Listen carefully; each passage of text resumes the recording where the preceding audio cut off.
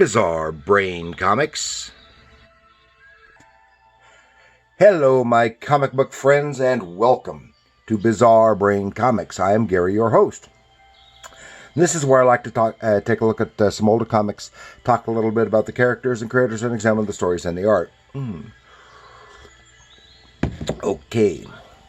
And this time I want to go back to 1993 Image Comics and take a look at Vanguard #1, fabulous first issue. But before we start talking about that,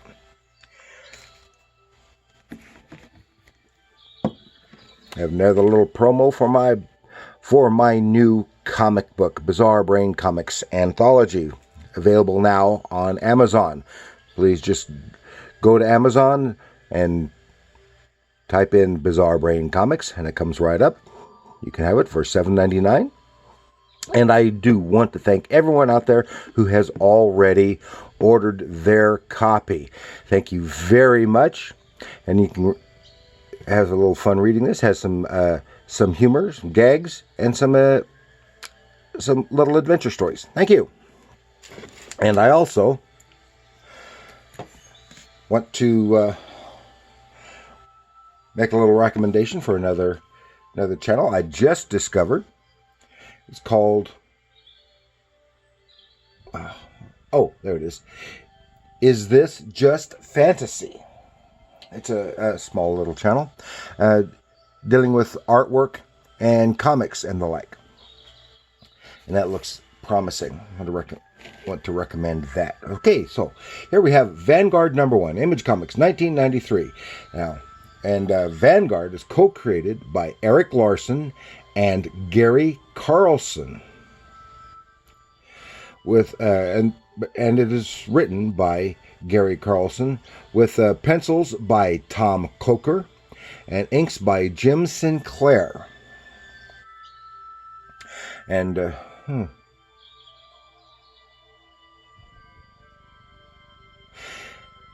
And Vanguard, he's a fictitious alien superhero character created by Larsen and Coker for Carlson's anthology comic Megaton, which was self-published in the early 80s. And he is an alien warrior who's been charged with the job of protecting the planet Earth, which the aliens seem to deem as boring with little going on. And after the birth of Image Comics, the creators retooled this character and reintroduced him to be in conjunction with Larsen's Savage Dragon World, as well as other Image characters. And he had 2 miniseries, I guess, plus a one-shot. But he was frequently appeared in the Savage Dragon title, Freak Force, and had a crossover with Teenage Mutant Ninja Turtles. And he was for a short time, he was a member of Rob Liefeld's brigade. A frog in my throat. And I always do when I'm doing talking. And the penciler here, Tom Coker, he was born in 1972. He's a comic artist and filmmaker. I guess he started at Image and did some work at Vertigo. And he made indie films, including one called Catacombs, which featured the singer Pink. He's had some other...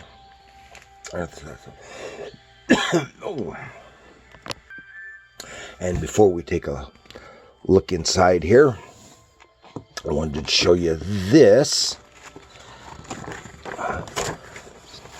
The cool wraparound cover. Well, it's more than that. It's more than that. If I can get it open, it's a cool gatefold cover. Wow, look at that. 3 panels.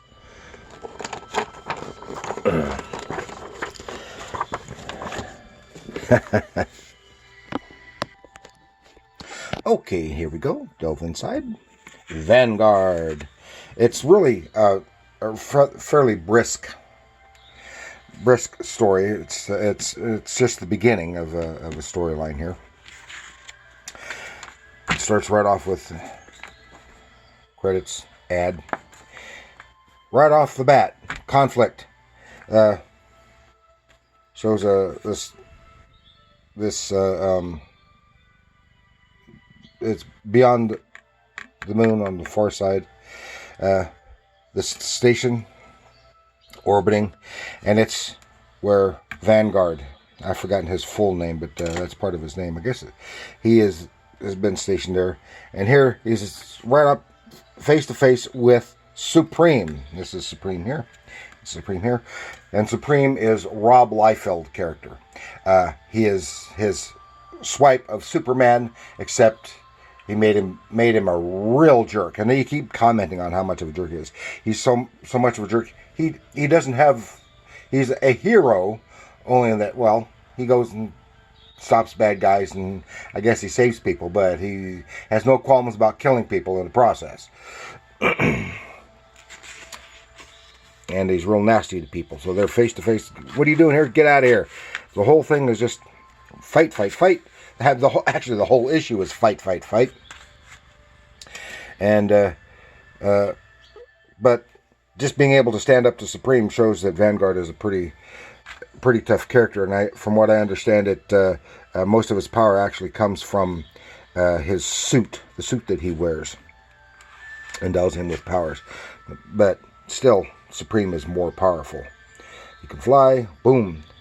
So look, Supreme can stop his thing right there. And then suddenly he seems to be swarmed with all these aliens, but they're not. They're just androids that Vanguard uses in his training. And Vanguard is actually on the station all by himself, except for these androids and this robot. I forgot what he's called here. Who talks to him, advises him, tells him stuff. This is basically his link for the ship and his companion. And Supreme had been using his supervisions and saw him training with these guys, so he knows they're not real. He quickly takes them out. But then the little robot, whose name I can't remember,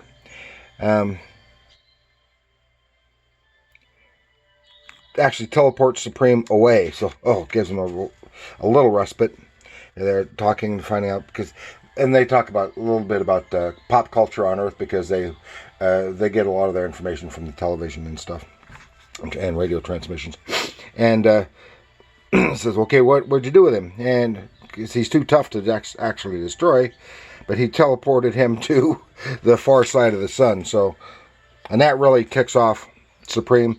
And he heads back. Now, some of the artwork is very Larsen / Liefeld-esque, very dramatic, a little lacking in the storytelling and a lot of parts. But then you have some interesting page layout like this one here, which does some decent storytelling.